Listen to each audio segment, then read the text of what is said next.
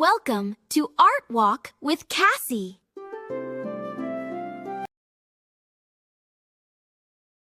What if I told you that one of the most revolutionary moments in modern art wasn't actually invented from scratch? That Pablo Picasso, the man we call a genius, may have owed far more to African artists than he ever admitted. This series is inspired by a fascinating exhibition at the Shanghai Picasso Art Center, one that puts Picasso's work side by side with traditional African sculptures. And once you see them together, you can't unsee the connection.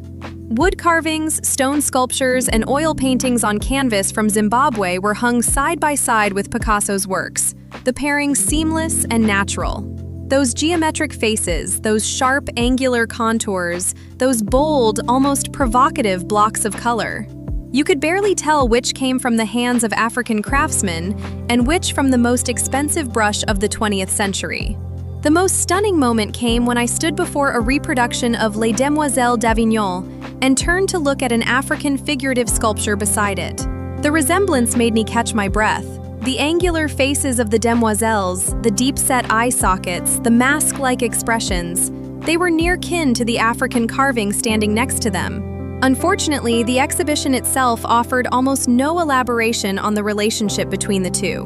And so, curiosity, that restless, unruly beast, drove me headlong into the dusty archives of art history.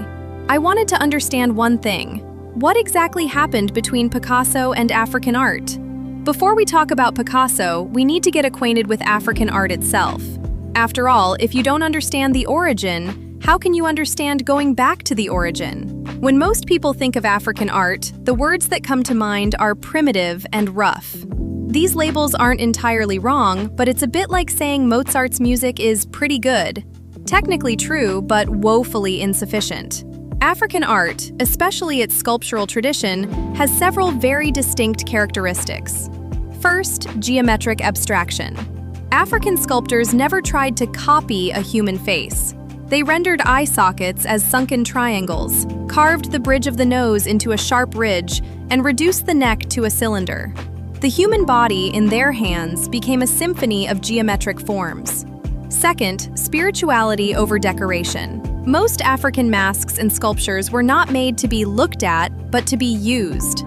In ritual, they communicated with ancestors. In dance, they drove away evil spirits. And in communal life, they carried identity and power.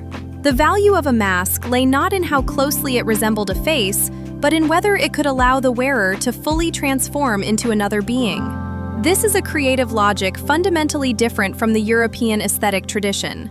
Art is not a mirror, but a door.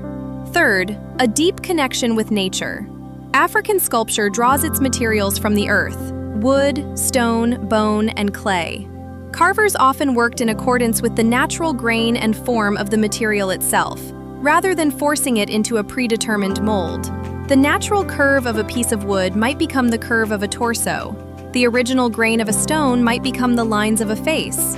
This philosophy of letting the material speak gives each work the warmth of soil and the breath of trees. The act of creation itself becomes a dialogue with nature. The artist does not conquer the material but listens to it. In short, African art does not pursue the reality seen by the eyes, but the reality felt by the soul. Using the most direct and essential forms, it seeks to capture a power that transcends surface appearance. Remember this, because the story that follows is about how that power struck a young Spanish painter in the most dramatic of ways.